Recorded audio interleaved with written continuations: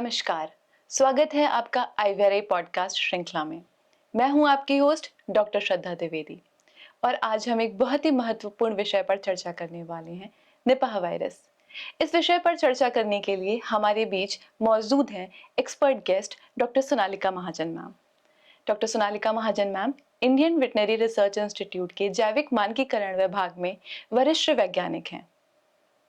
Ma'am, आपका हमारे podcast में हार्दिक स्वागत है। बहुत धन्यवाद।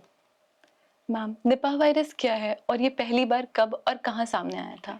देखिए, निपा वायरस एक बहुत ही खतरनाक वायरस है जो कि पैरामिक्सोविरिडी फैमिली से है और एक आरएनए वायरस है।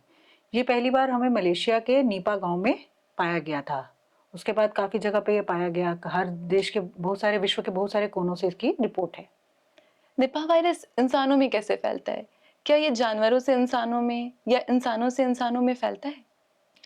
निपा वायरस मुख्यतः फ्रूट बैट्स यानी कि चमगादड़ के जरिए फैला जाता है, जो कि के प्राकृतिक वाहक भी हैं इस वायरस के, जिनको हम कि नेचुरल वेक्टर या नेचुरल रिजर्वॉयर भी कहते हैं। परंतु ये शुकरों द्वारा, जो कि शुकर संक्रमित हैं, उनके द्वारा भी फैला जाता है, और जो फल जिनको कि चमगादड़ों ने खाया हो उनके द्वारा भी इंसानों में फैलता है। अपितु आप अगर इंसानों से इंसानों की बात करें तो इंसान या इंसान अगर बहुत क्लोज कांटेक्ट में है या इन्फेक्टेड इंसान जो है, उसकी जो सीक्रेशंस या तरल है, उनके द्वारा भी दूसरे इंसानों में फैलता है। मैम, निपाह वायरस से संक्रमित होने के बाद कौन से लक्षण दिखाई देते हैं?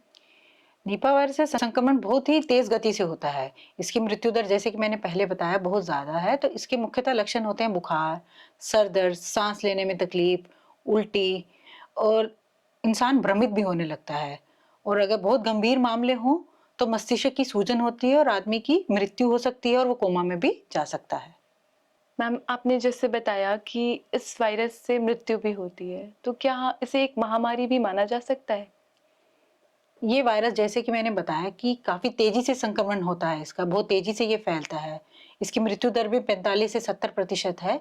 तो इसलिए विश्व स्वास्थ्य संगठन, या जिसे हम WHO या वर्ल्ड हेल्थ ऑर्गेनाइजेशन के नाम से जानते हैं, उसने इसे महामारी की सूची में रखा हुआ है। मैम, निपाह वायरस के संक्रमण का पता कैसे लगाया जाता है?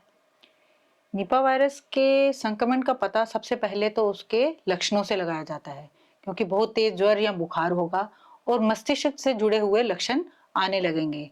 और प्रयोगशाला में टेस्ट की हम बात करें या जांच की हम बात करें तो वो RT-PCR टेस्ट, जिसे कि हम reverse transcription polymerase chain reaction test कहते हैं, जो कि कोविड-19 के समय में बहुत ज्यादा फेमस हो चुका था, उसी टेस्ट से इसकी भी जांच की जाती है, जबकि ये निपा वायरस के लिए बना हुआ RT-PCR टेस्ट है।